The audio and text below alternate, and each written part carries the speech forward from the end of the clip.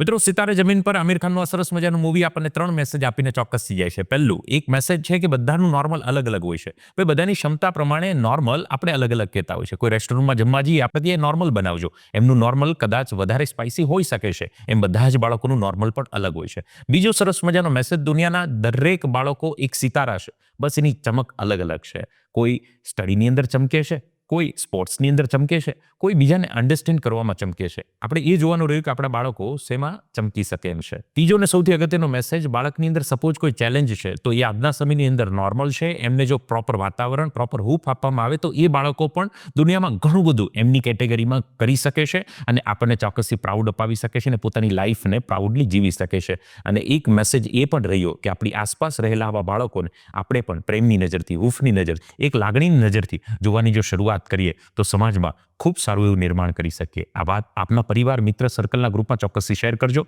Comment પણ કરજો, પણ વિચાર જરૂર કરજો.